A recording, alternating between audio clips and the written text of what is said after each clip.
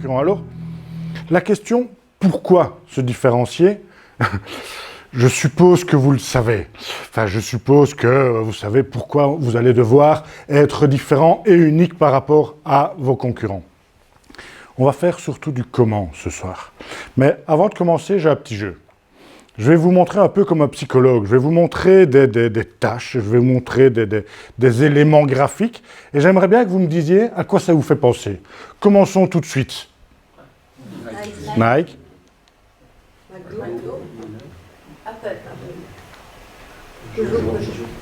Je vous montre un M, une pomme, je vous montre une virgule et je vous montre un lion et vous me citez des marques. Donc, vous voyez l'impact qu'une entreprise peut avoir sur un consommateur.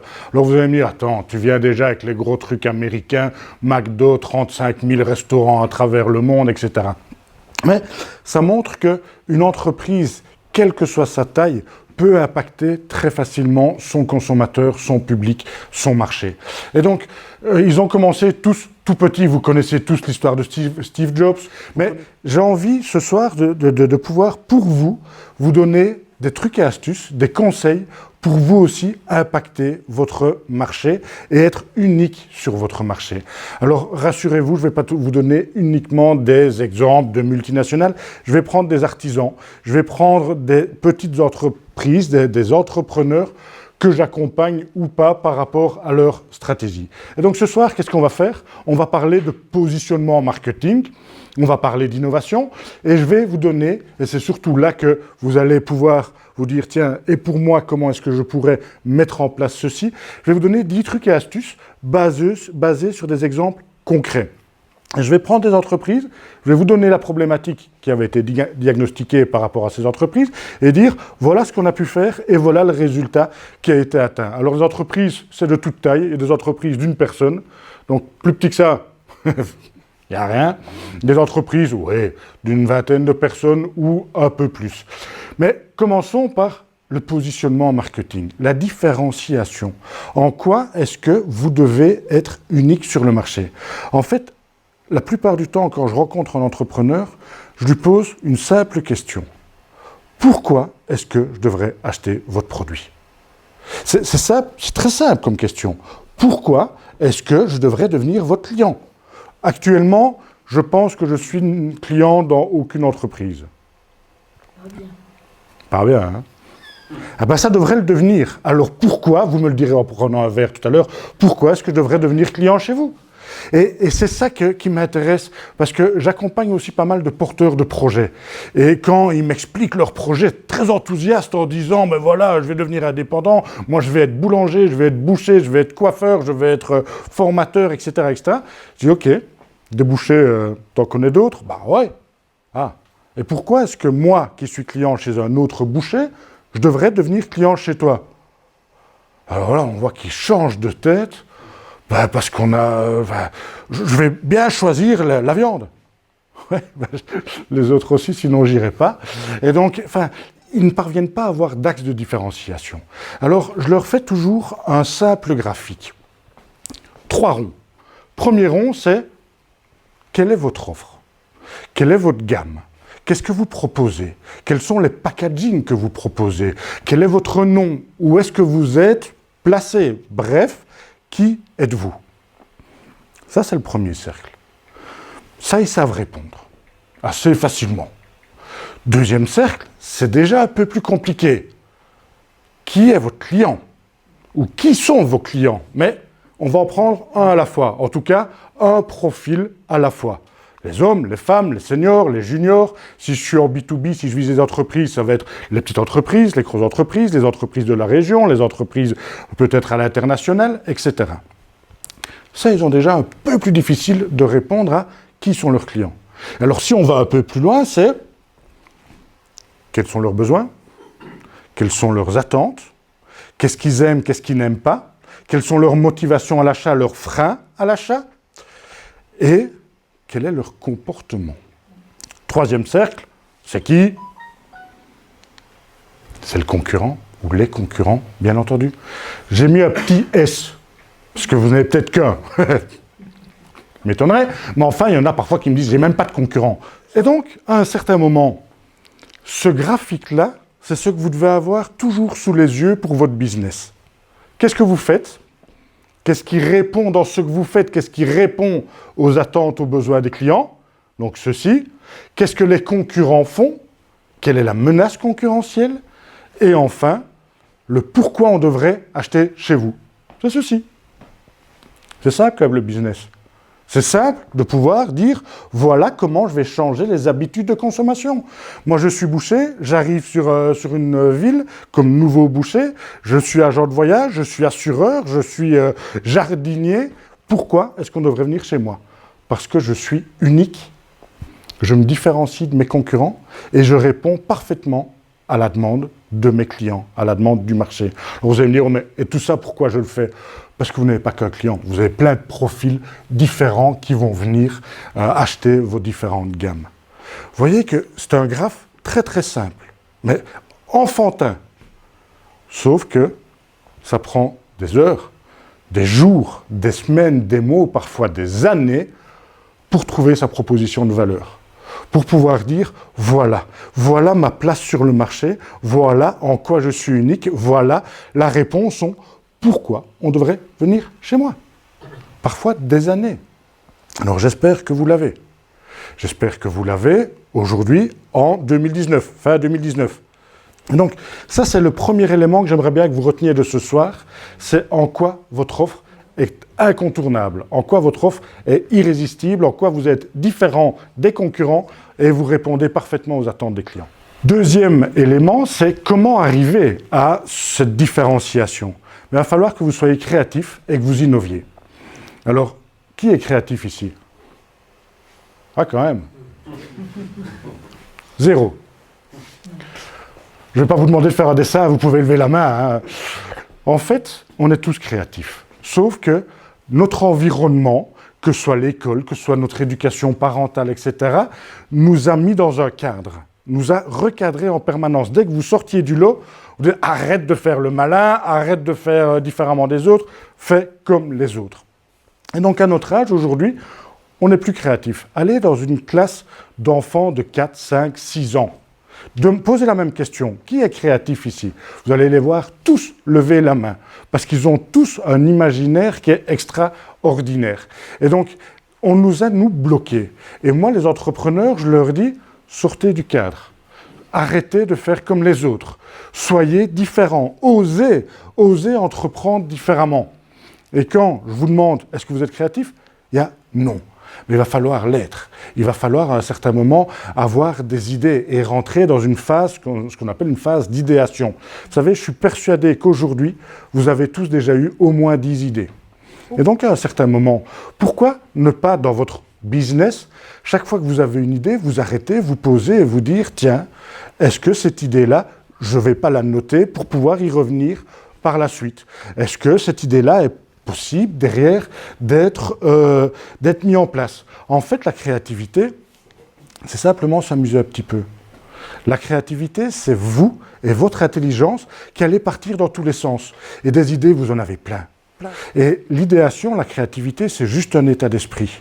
C'est pas un état de fait. Après, on ira voir comment le mettre en place, si on sait le mettre en place. Mais la créativité, c'est simplement de se dire, si j'avais une baguette magique, si j'avais, on entend parfois, si j'avais gagné au loto, voilà ce que je ferais. Simplement, c'est une baguette magique, l'argent. Si j'avais plus de trésorerie, si j'avais plus de personnel, si j'avais un hall de stockage plus grand, si j'avais un atelier de fabrication qui soit placé autre part. En quoi Zinedine Zidane pourrait vous aider dans votre business? Si vous le rencontrez demain et que vous lui disiez, tiens, voilà ce que je fais, est-ce que tu n'as pas une idée? Avec la stratégie footballistique, peut-être qu'on peut faire prendre exemple. Il n'y a pas de limite. Ici, on peut se lâcher. Et c'est peut-être là, à un certain moment, que votre entourage va vous dire « Arrête tes conneries, ça ne peut pas marcher. » Il y a sûrement un mec qui s'est dit, une fois, et si on pouvait téléphoner gratuitement dans le monde entier? Il y a sûrement quelqu'un qui se l'a dit. Tout son entourage a dit « Arrête, t'as vu ce que ça coûte ?» Enfin, quelqu'un l'aurait déjà fait. Et le mec, il a fait Skype, en disant « Moi, je vais téléphoner gratuitement dans le monde entier. » Donc, à un certain moment, donnez-vous la possibilité de partir dans tous les sens. Après, il va falloir valider vos idées, bien entendu. Après, la baguette magique, on la retire et on valide ce qu'on a listé comme idée. Une méthode pour valider vos idées, c'est savoir si elles sont fun. Alors, c'est une petite entrepreneur belge qui a développé ce concept-là en disant, tiens, si je prends toutes les idées que j'ai eues, est-ce que c'est faisable ? Est-ce que c'est rentable? Donc, quelle est la faisabilité de cette idée? Est-ce que la technologie est là? Est-ce que les ressources sont là? Est-ce que les moyens financiers sont là? Donc ça, c'est le F. Le U, c'est est-ce que c'est utile par rapport à mon client? Est-ce que ça répond à un besoin, à une attente, à une demande? Et troisième élément, est-ce que c'est nouveau? Si mon idée est fun, qu'est-ce que j'attends pour la mettre en place? Qu'est-ce que j'attends pour la prévoir dans ma stratégie? C'est vrai, ça fait peur. Mais la plupart du temps, si vous avez une idée qui est vraiment fun, et faites-la valider avec d'autres partenaires, elle marchera, je vous le garantis, et elle apportera de la rentabilité et de la pérennité par rapport à votre business. Ici maintenant, je vais vous donner 10 études de cas, 10 conseils, 10 entreprises qui sont différenciées, qui ont réussi à mettre en place un business model qui soit unique sur le marché. Parfois, c'est pour un détail, mais qui va quand même amener de la rentabilité ou de la performance. Alors, j'ai pris de toute taille et tout secteur d'activité et de toute nationalité pour que vous puissiez justement, pour répondre à votre demande, madame, dire, ben voilà, je peux m'y retrouver là-dedans et je peux l'apprivoiser. Premier truc, première astuce, c'est français. C'est français, ça existe depuis une petite dizaine d'années à mon avis. Je ne sais pas si vous connaissez, mais c'est déjà vendu dans plusieurs pays, dans, à mon avis, une cinquantaine de points de vente différents. C'est un peu haut de gamme, c'est du produit de lessive. C'est innovant, du produit de lessive? En tout cas, la cible est innovante. C'est du produit de lessive pour hommes. Ah, tout de suite, oui, là. C'est deux Parisiens célibataires qui se sont dit, nous on est virils, on fait du sport, on s'habille bien, on aime séduire, etc. Et qu'est-ce qu'on trouve comme produit de lessive? La lavande, la rose, bref, ils se sont dit, mais... Et ils ont cherché en disant, est-ce qu'il n'y a pas du produit de lessive pour hommes? Non, ça n'existe pas. Alors, ils ont créé le produit de lessive Antoine. Vous avez vu, on dirait une bouteille d'apéro. C'est très ciblé, hein. Même le packaging est ciblé. Alors, j'ai une petite question. Mesdames, vous vous taisez. J'ai une petite question pour vous, messieurs. Un produit de lessive standard, au litre, ça coûte combien?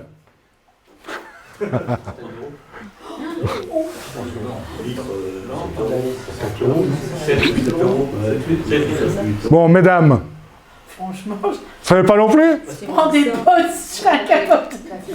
Alors, au litre, on a à 4-5 euros, effectivement. Monsieur, vous avez dit combien? Ah ben voilà. Ah ben ça, c'est 30 euros. Ah ben voilà. J'ai mal posé la question. Excusez-moi, monsieur, excusez-moi. Ben donc, en termes de prix psychologique, ils ont gagné, parce que monsieur, 30 euros, ça lui semble logique pour un litre de produit de lessive. Alors, vous allez me dire, oui, mais la cible est quand même très restreinte. Oui et non. Est-ce qu'il y a beaucoup d'hommes célibataires à travers le monde? Il y en a quand même quelques-uns, hein, plus en plus de divorces, plus en plus de... Et donc, plus en plus de personnes qui vont peut-être utiliser un produit de lessive pour hommes. Maintenant, est-ce que ça pourrait être une cible de ménage? Donc, un ménage avec, je ne sais pas moi, un mari, une épouse, un garçon, une fille.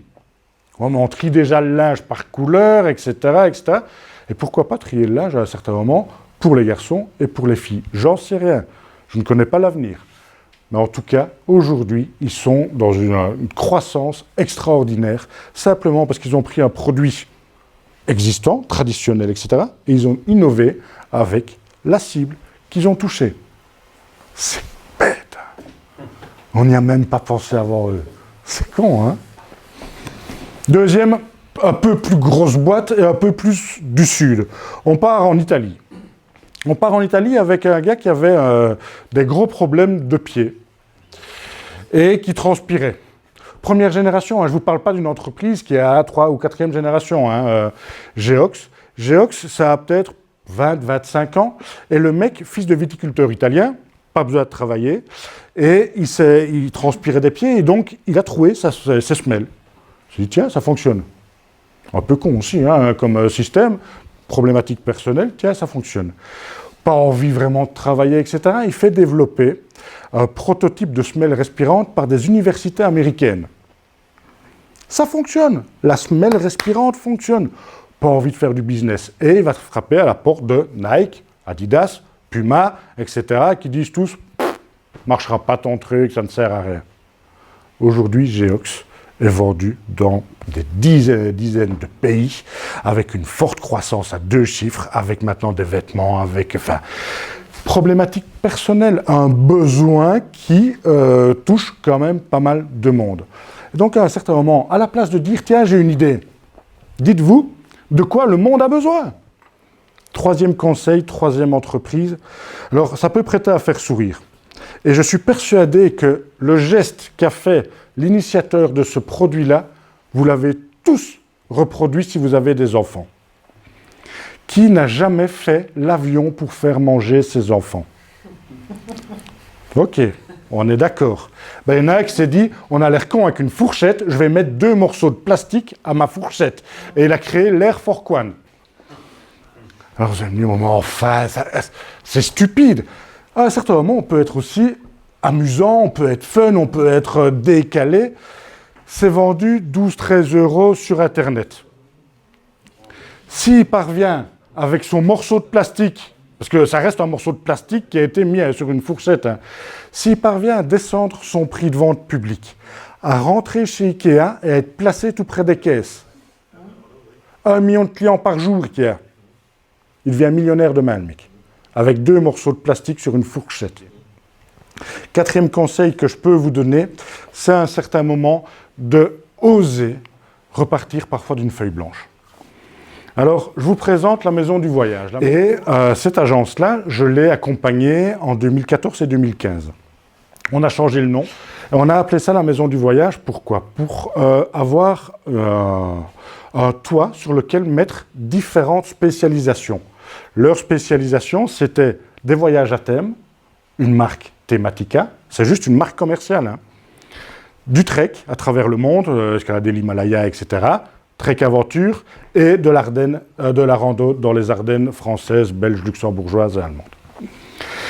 Donc on a fait 3 départements différents. Et on a digitalisé. On a fait un site internet avec moteur de recherche. Si vous allez sur le site internet de Tematica, vous allez dire, moi je veux partir là, et je veux découvrir tel pays, par exemple l'Italie, sous le thème de la gastronomie. Et vous allez avoir un voyage sur mesure pour découvrir l'Italie sous le thème de la gastronomie. Et donc ils ont vraiment développé une offre plus haut de gamme, exclusive, hors des sentiers battus. Donc vous voyez que l'innovation, à un certain moment, ça peut payer. Mais il faut sortir du cadre. Attention que sortir du cadre, c'est basé sur des informations précises. Je ne leur ai pas dit, on arrête comme ça, hein. J'avais fait une analyse précise du marché, des tendances, etc., en disant, voilà ce que les profils, les personas, comme on les appelle, voilà ce qu'ils veulent aujourd'hui, et voilà ce qu'on va leur offrir. Et ça, ils ne veulent plus. Si, il y en a qui veulent encore du tour opérateur. Mais on ne gagne plus d'argent. Alors faire du chiffre d'affaires, ça vous intéresse peut-être, moi pas. Moi, ce que je veux faire, c'est de la marge. C'est gagner ma vie. À un certain moment, faire du chiffre d'affaires, sinon ça sert strictement à rien. What else? Alors, en quoi est-ce que nos amis du jardin et Georgie Clooney ont pu aider Nespresso à devenir ce qu'il est aujourd'hui? Je bois du Nespresso depuis 97-98. À cette époque-là, personne n'en buvait. Et leur spécialité, c'était quoi? C'était le 12 bars ou 13 bars ou 14 bars de pression à domicile. C'est ça qui en a fait un format unique, un concept unique. Et c'est super, la caractéristique, elle est là. Sauf que personne ne le savait. Ils ne communiquaient pas. À partir de quand est-ce qu'ils ont eu cette croissance extraordinaire? C'est à partir du moment où ils ont engagé notre ami George Clooney. Et là, ils sont positionnés très clairement. Leur ADN, c'est quoi? C'est un café haut de gamme, mais accessible. Pourquoi est-ce qu'ils ont pris Georges Dujardin et Georges Clooney? Pourquoi est-ce que leurs pubs sont très sympas, humoristiques, etc. Ils n'ont pas pris des stars inaccessibles, ils ont pris des stars accessibles. Georges Dujardin, on a envie d'aller boire une chope avec lui. Hein. Il est cool, le mec. Et donc, leur café, ils l'ont voulu haut de gamme, mais accessible. C'est un positionnement très clair. Et ils étaient les seuls. Et ils ont fait beaucoup d'argent. Aujourd'hui, ils sont concurrencés, ils doivent réinvestir, etc. Mais ça veut dire aussi qu'il faut communiquer. Parce qu'ils étaient là, ils ne communiquaient pas, ça ne se vendait pas. On revient dans une petite structure, on revient non pas en France, mais presque. On est à Tournai. Vous voyez Tournai? Donc on est vers Lille. Et on a un petit boucher, Thierry Depeut. Connaissez Thierry Depeut? Thierry Depeut, le voilà. Il a une quarantaine d'années aujourd'hui. Il a repris la boucherie familiale de ses parents, qui existait depuis une trentaine d'années. Et il s'est dit, bon, qu'est-ce que j'en fais? Ça a été quoi? Ça a été de travailler des viandes d'exception. C'était un des meilleurs, je ne sais pas comment on appelle ça, matureurs, enfin, artisans de la maturation de la viande. Et puis, une fois on mangeait, et il me dit, donne-moi encore une idée, qu'on s'amuse. Je dis, ta bidoche, on va la vendre par Internet. Et il le fait, vous pouvez aller acheter de la viande sur Côte à l'os.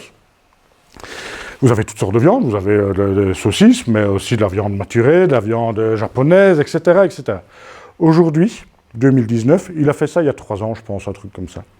2019, il ferme sa boucherie 3 jours par semaine vers 13 ou 14 heures pour préparer les colis Internet. Et puis, donc on est dans le cross-canal, hein. Il était dans la boucherie traditionnelle, qui existe toujours, à Pérué. Il a créé le concept barbecue, avec des barbecues d'exception à domicile. Et donc, il vient avec un énorme barbecue. Donc, 3 possibilités d'avoir sa viande, chez lui, par Internet ou chez vous. Ça, c'était mon 6e conseil, c'est par rapport à votre positionnement, par rapport à votre différenciation, allez là où le client veut vous trouver. Allez là où il achètera votre produit. 7e conseil, c'est corriger vos erreurs. Alors, je reprends en gros. OK, Dyson. Dyson qui, en permanence, le mec, il est ingénieur. On pourrait dire ingénieur pas créatif. Et effectivement, mais il part toujours d'une problématique. Les aspirateurs, les sèche-mains, les sèche-cheveux, les ventilateurs, etc. Il y a toujours une problématique. Et vous, comme moi, hein, je suis certain que vous êtes déjà retrouvé aux toilettes, après vous êtes lavé les mains, avec un petit truc qui ne sèche quasiment pas, et vous avez terminé comme ça. En disant, mais pourquoi est-ce qu'on a enlevé le papier? Et puis alors, il a créé les Airblades où on plongeait les mains. Vous voyez, les premiers. Qu'est-ce qui s'est passé? Il s'est passé qu'il a eu énormément de critiques par rapport à l'hygiène, par rapport aux bactéries qui étaient là-dedans, etc. Il aurait pu continuer à foncer en disant « non, j'ai raison, non ». Et donc, il ne s'est pas enfermé dans « j'ai raison, j'ai la vérité ». Il s'est ouvert en disant « on me reproche des choses, je m'adapte par rapport à ce qu'on me reproche ». Donc, c'est aussi un signe d'intelligence. 8e point, c'est une petite entreprise namuroise. Glouton, ça vous dit quelque chose? Glouton, c'est des aspirateurs de ville. Et c'est Christian Lange qui a créé ça. Et il vient de vendre son premier aspirateur à la ville de Paris. Il est dans 6000 villes à travers le monde aujourd'hui. Il vient de vendre son premier aspirateur à la ville de Paris. Il a fait la démo il y a 20 ans. Il y a 20 ans, il a fait une démonstration à la ville de Paris de son aspirateur. Et vous imaginez s'il n'avait pas été patient. Et donc, oui, à un certain moment, votre innovation va peut-être, vous allez peut-être être un peu en avance sur votre temps. Vous allez peut-être trop bousculer les habitudes. On a tous des habitudes. Hein. Je suis persuadé que vous asseyez toujours dans le même fauteuil pour regarder la TV. Je suis persuadé. Et si à un certain moment, votre gamin ou votre gamine est à votre place, tire-toi de la gamin. Il y a 5 places à côté. Vous avez des habitudes. Et vos consommateurs en ont aussi. Avec la différenciation, avec l'innovation, moi, ce que je vous dis, c'est vous changez les habitudes de vos clients. Par rapport à votre différenciation, par rapport à votre innovation. À un certain moment, ne vous dites pas après 2 semaines, ça ne marche pas, j'arrête. Oui, mais j'en connais qui veulent que toutes les actions soient rentables tout de suite. Il y a aussi une rentabilité indirecte. Et donc, soyez patients. Ça ne veut pas dire que Si vous faites erreur, il faut continuer à faire erreur. Remettez-vous en question, mais soyez pas ça. J'ai créé la Management Academy il y a quelques années. La Management Academy TV, c'est quoi? C'est de l'e-learning. Donc, c'est de la formation sous forme de vidéo. Mon ambition, c'est d'en faire la plus grande bibliothèque de formation francophone gratuite à travers le monde. Ma première vidéo formative, je l'ai mise sur YouTube en 2007. YouTube qui existe depuis 2005. Donc très vite, j'ai utilisé ça. Et j'ai formé à distance comme ça.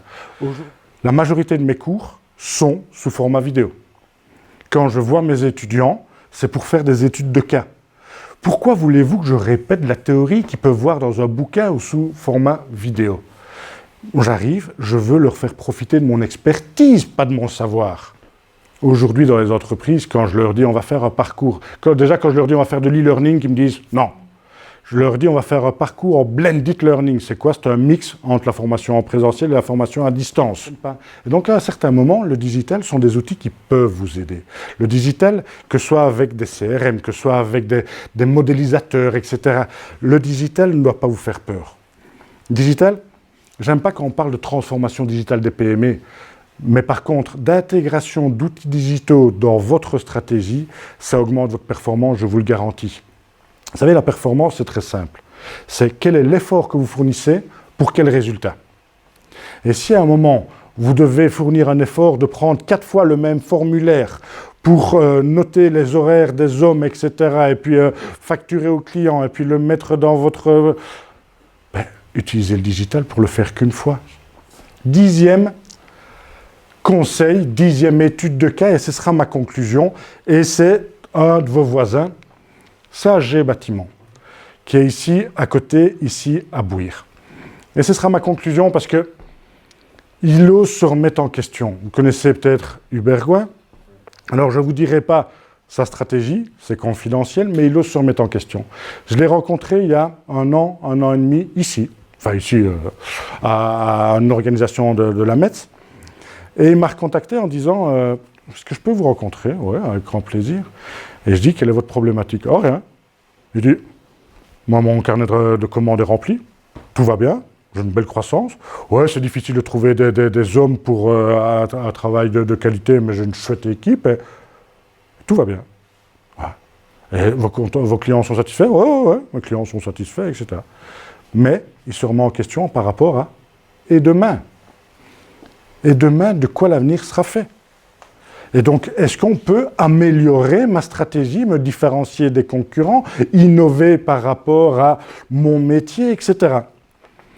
Eh ben, je vous invite à le suivre sur les réseaux, etc. Parce que d'ici quelques mois, il va améliorer considérablement sa manière de procéder. Et ce sera ma conclusion de ce soir, avant les questions-réponses. C'est vraiment, même si ça va bien chez vous aujourd'hui, même si vos clients sont satisfaits, que votre chiffre d'affaires est suffisant, que votre marge est bonne, etc., osez vous remettre en question, osez penser à et demain, et après-demain, comment va évoluer mon métier, comment est-ce que je pourrais améliorer ma rentabilité, rendre mon entreprise pérenne, et peut-être si vous avez des enfants, ou si vous voulez remettre, ou si vous voulez de se dire, oui, ben, mes enfants, je ne vais pas leur laisser une entreprise qui est en train de chuter, je vais leur laisser une entreprise qui anticipe et qui est leader sur son marché. Alors vous allez me dire, ouais, mais avec tes termes, leader sur son marché, rappelez-vous la maison du voyage, hein. Meilleure agence de voyage au Grand-Duché Luxembourg après 2 ans. Merci à tous en tout cas et beaucoup de succès dans vos business.